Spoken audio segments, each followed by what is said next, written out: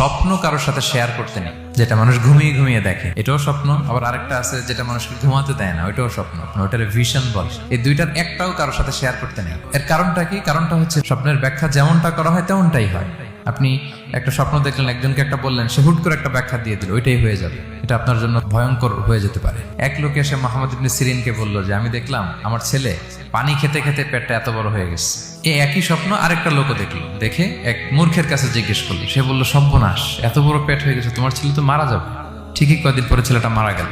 আর একই স্বপ্ন দেখে এই লোক মুহাম্মদ ইবনে সিরিনকে জিজ্ঞেস করেছিল, উনি বলেছেন যে তোমার ছেলে তো অনেক বড় আলেম হবে। ঠিক তাই হয়েছে, ওই ছেলে অনেক বড় আলেম হয়েছে। এই ভিশনও শেয়ার করা যাবে না কারোর সাথে। বিশাল বড় একটা কিছু প্রজেক্ট নিছেন, শুরু করার আগে আপনি বলে ফেলছেন, শেষ, আর এটা হবে না। দেখবেন যে এখান থেকে কনস্পিরেসি, ওইখান থেকে শত্রুতা, ওইদিকে এটা করছে ওইটা করছে, আপনি আর আগাতেই পারবেন না।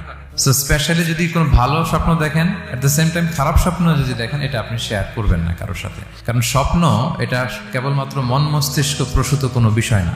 মুমিন জীবনে এটা অনেক অর্থবহ। মাঝে মাঝে স্বপ্নের মাধ্যমে আল্লাহ মানুষকে বার্তা দেয়, ইলহাম পাঠায় স্বপ্নের মধ্য দিয়ে। যার জ্ঞান নেই বা ব্যক্তিগত জীবনে পাপী, ভালো মানুষ নয় বা হিংসুক টাইপের, এদের কাউকে আপনার কখনো স্বপ্ন শেয়ার করবেন না। ভালো স্বপ্ন দেখলে শুকরিয়া করবেন আল্লাহর, আলহামদুলিল্লাহ, আল্লাহ কবুল করো। খারাপ স্বপ্ন দেখলে পানাহা চাবেন আল্লাহর কাছে।